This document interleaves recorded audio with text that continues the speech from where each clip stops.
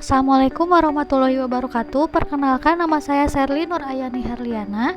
Saya peserta Latsar CPNS Angkatan 8 Kelompok 3 Gelombang 2 tahun 2025 dari Pemerintah Daerah Kabupaten Sumedang.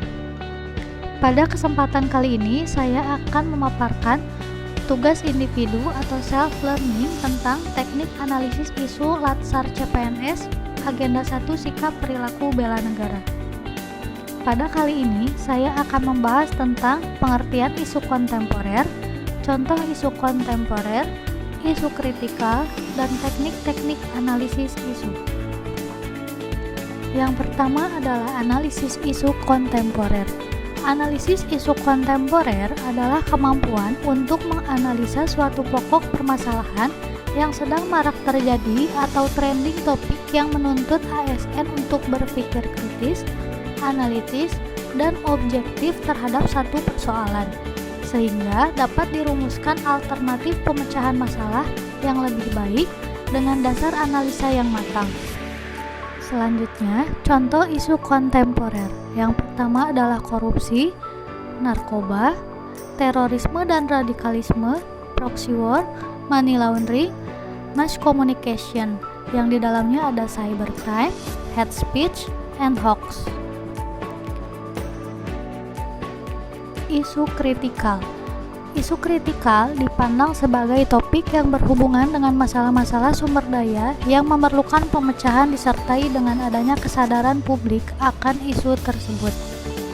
Isu kritikal terdiri atas 3. Yang pertama, isu saat ini, yaitu kelompok isu yang mendapatkan perhatian dan sorotan publik secara luas dan memerlukan penanganan sesegera mungkin dari pengambil keputusan. Yang kedua adalah isu berkembang, isu yang perlahan-lahan masuk dan menyebar di ruang publik dan publik mulai menyadari adanya isu tersebut. Yang ketiga adalah isu potensial, kelompok isu yang belum nampak di ruang publik namun dapat terindikasi dari beberapa instrumen yang mengidentifikasi adanya kemungkinan merebak isu yang dimaksud di masa depan. Selanjutnya yaitu tentang teknik-teknik analisis isu. Teknik-teknik analisis isu terdiri dari 3. Yang pertama adalah teknik lapisan isu, yang kedua adalah teknik analisis isu, dan yang ketiga adalah analisis kesenjangan atau gap analisis. Teknik tapisan isu. Yang pertama, bisa menggunakan teknik tapisan dengan menetapkan rentang penilaian 1-5 pada kriteria aktual, kekhalayakan, problematik, dan kelayakan. Aktual artinya isu tersebut benar-benar terjadi dan sedang hangat dibicarakan dalam masyarakat. Kekhalayakan artinya itu isu tersebut menyangkut hajat hidup orang banyak. Yang ketiga yaitu problematik, artinya isu tersebut memiliki dimensi masalah yang kompleks sehingga perlu dicarikan segera solusinya secara komprehensif. Dan yang terakhir yaitu kelayakan, artinya isu tersebut masuk akal, realistis, relevan, dan dapat dimunculkan inisiatif pemecahan masalahnya. Alat bantu tapisan lainnya misalkan menggunakan kriteria US. G. Urgency, seriousness, and grow. Urgency yaitu seberapa mendesak suatu isu harus dibahas, dianalisis, dan ditindaklanjuti. Seriousness, seberapa serius suatu isu harus dibahas dikaitkan dengan akibat yang ditimbulkan. Sedangkan grow yaitu seberapa besar kemungkinan memburuknya isu tersebut jika tidak diselesaikan dengan cepat. Teknik-teknik analisis isu. Yang pertama adalah mind mapping.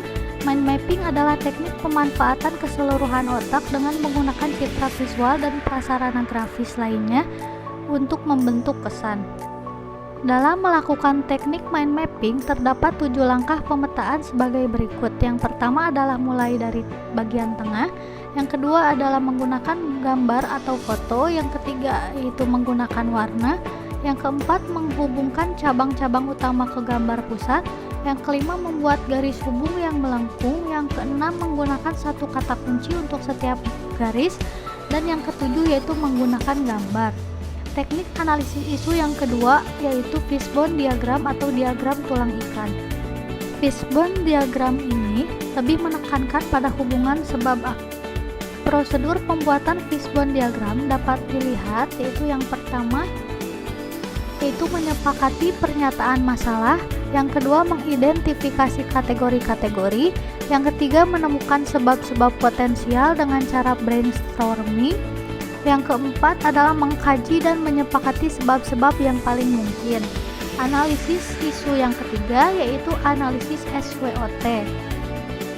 Analisis SWOT adalah suatu metode analisis yang digunakan untuk menentukan dan mengevaluasi, mengklarifikasi, dan memvalidasi perencanaan yang telah disusun sesuai dengan tujuan yang ingin dicapai. Penyusunan rencana strategik SWOT terdiri dari 3 tahapan, yaitu tahapan pengumpulan data, tahapan analisis, dan tahap pengambilan keputusan. Yang selanjutnya adalah analisis kesenjangan atau gap analysis. Gap analysis adalah perbandingan kinerja aktual dengan kinerja potensial atau yang diharapkan.